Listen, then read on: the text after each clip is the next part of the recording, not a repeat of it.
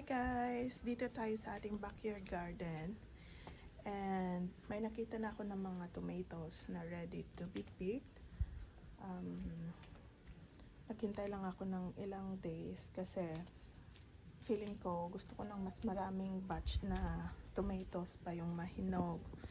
But yung iba kasi sobrang hinog na, so kailangan ko na silang kunin. So, pakita ko muna sa inyo ang aking butternut squash na again pollinate ko last time and lumalaki na siya. And this one, another butternut squash din. Again, hand pollinate ko na siya kaninang umaga 2 beses. So, hopefully, maging successful ang ating pollination. So, ito ang aking backyard garden.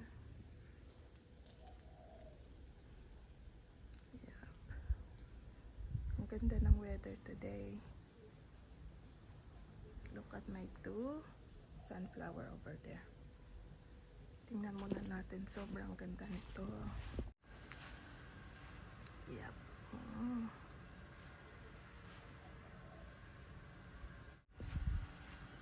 Side view.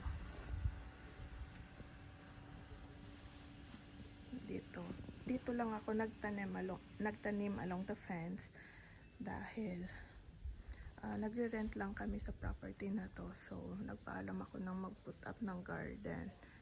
So, dito lang along the fence.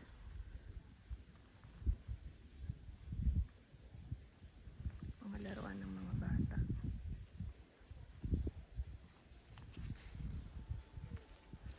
Ito ay volunteer grape cherry tomato. So, harvest na tayo.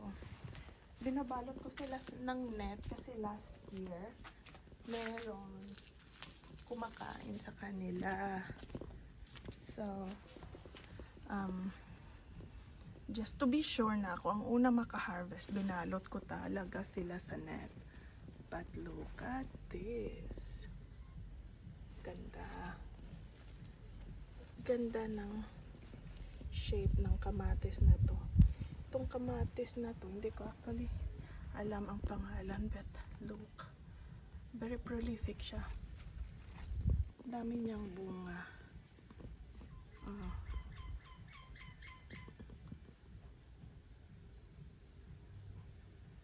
Kahit saan. Hanggang dito pa sa taas.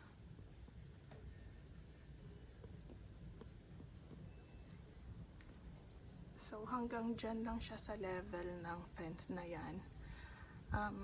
Puputulan ko yung top niyan pag lumampas na. Let's harvest. Malambot na to. Medyo natagalan yata bago ko siya inano. Hinintay ko ng matagal. Ang ganda ng shape.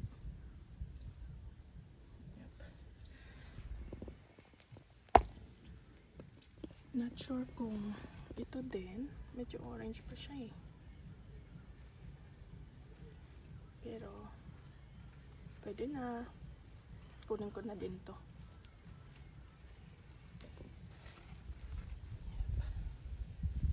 Cute. Tingnan nyo to guys. Ito ang pinakamalaking kamatis. Yellow color yata to siya, pero hintayin ko pa na mahinog siya. So, ito din. Ganda. Ibang variety din to.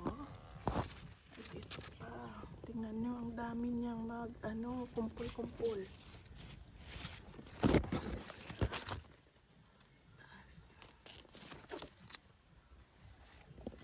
Ito naman ay ang ating San Marzano. Pahaba siya na klase na kamatis. Hindi pa ready.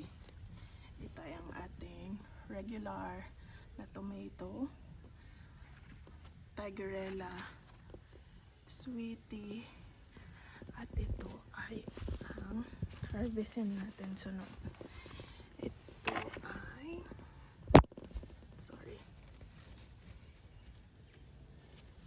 tanggalin ko na yung cover nito. Grape tomato na yellow. or orange. Parang sobrang tingkad ng ano niya, but gusto ko siya sana paabutin dito, pero parang hinihintay ko yung tatlo na to mag yellow din, pero parang overripe na yung mga unang prutas niya, kaya tanggalin na natin, harvestin na natin. Yep. Look at that. Ang sweetie tomato ko. Ito ay sweetie tomato. Nag-start na siyang mag-blush, pero gusto ko red. Grabe din to yung bunga nito. Oh, ang haba, di ba? Hanggang sa taas pa yan. Yun. Aha. Ito din. Grape tomato naman to, pero grabe ang bunga. Meron pa ako nakita dito. Tanggalin na din natin. Kunin na din natin. Yep. Ay, hindi ko nang makuha ang hindi pa dapat makuha. Look at that. Look at that golden color.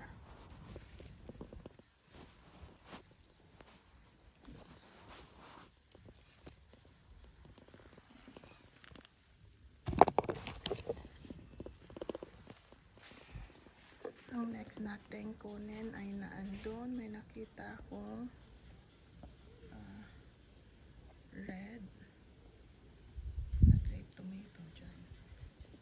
Ito guys, ang ating red grape tomato. Volunteer tomato lang to siya. Tumubo lang siya dito. Hinayaan kong lumaki. Tapos pinagapang ko dito sa ating trellis.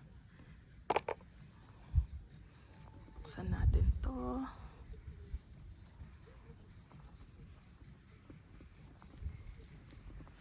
Ay, sumabit. Look at that. The first red grape tomato of the season. Okay. Ganito na siya kataas guys. Mula sa ground. Sobra na ng 6 feet. Ang dami niyang bunga. Look at that. Tapos namumulaklak pa. Ay, mataas lang nasa akin ng konti, pero pagkapangin ko pa siya dyan. Yan, may ginawa akong mga ano dito, netting. Check naman natin ang sa front garden. Maliit lang yung garden ko doon, pero marami din akong tomatoes na itinanim. Bago pala tayo pumunta sa front garden, kailangan ko na tong kunin yung strawberry na to, kasi pulang-pula na. Baka ma-overripe pa or maunahan pa ako ng ibon. Yep. Perfect. Mayroon pang isang maliit dito na ready. I think. Parang na-deform na siya. Ito ay hindi pa. Balik ako doon. Diyan oh. Meron akong malaking strawberry dito. Yes. And I think ready na siya. Ang laki. Oh my goodness. Kailangan ko ng pangputol dito.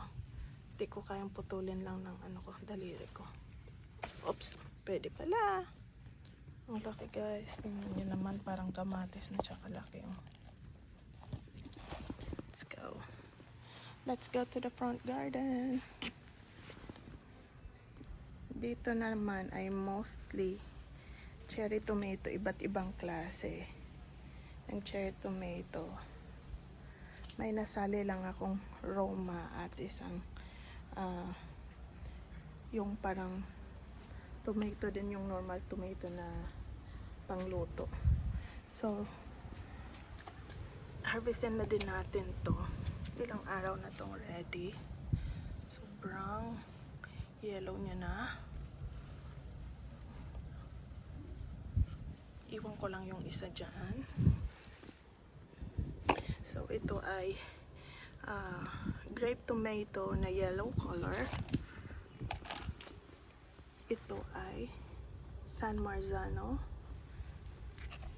Ito naman, binalot ko ng organza bag. Ito yung regular tomato natin.